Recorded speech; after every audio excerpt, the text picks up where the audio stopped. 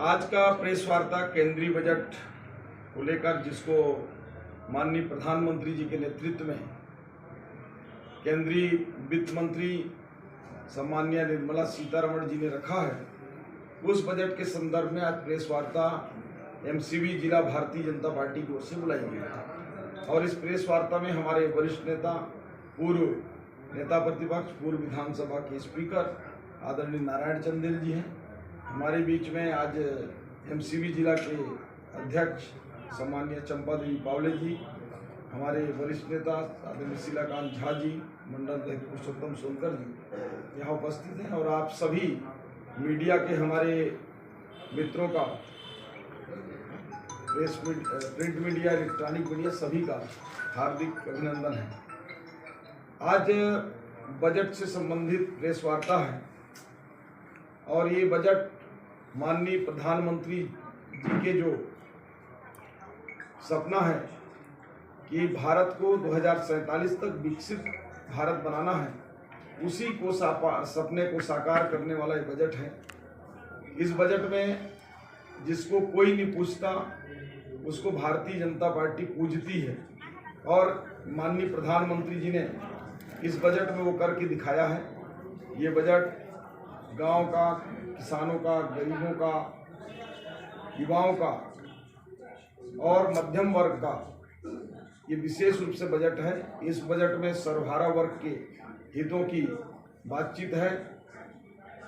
मुख्य रूप से जो बजट के अंश हैं उसमें चाहे स्वास्थ्य के क्षेत्र में हो 10% की राशि बढ़ाई गई है, जो सुरक्षा के क्षेत्र में है उसमें राशि बढ़ाई गई है, किसानों के लिए इसमें रखा गया है, उद्यमियों के लिए रखा गया है। इसमें जो 12 लाख रुपए तक का, जो कांग्रेस के गवर्नमेंट में 2 लाख रुपए तक की इनकम में टैक्स लगता था, वो 12 लाख रुपए तक का इनकम टैक्स फ्री इनकम कर दिया गया है। उसी प्रकार से जो युवा हैं उनके लिए जो स्वरोजगार के लिए जो हमारा एमएसएमई सेक्टर है खासकर, जिसमें पहले 5 करोड़ रुपए तक का लोन जो है सरकार अपनी गारंटी में देती थी, उसको बढ़ाकर 10 करोड़ रुपए तक कर दिया गया है। और मुझे लगता है कि ये क्रांतिकारी 5 लाख को 10 करोड़ की कि 10 लाख 5 करोड़ को 10 करोड़ 5 करोड़ को 10 करोड़ कर दिए हैं। तो अब जो है कोई भी युवा उद्यमी एमएसएमई के माध्यम से बिना किसी प्रकार के मॉर्गेज किए, बिना किसी प्रकार के गिरवी के, बिना किसी प्रकार की गारंटी के, सरकार की गारंटी से 10 करोड़ रुपए तक का उद्योग अब लगा सकता है, जिससे देश में करोड़ों युवाओं को रोजगार मिलेगा। इसके लिए 10,000 करोड़ का बजट विशेष रूप से पैकेज में दिया गया है। उसी प्रकार से जो किसान हैं उनके लिए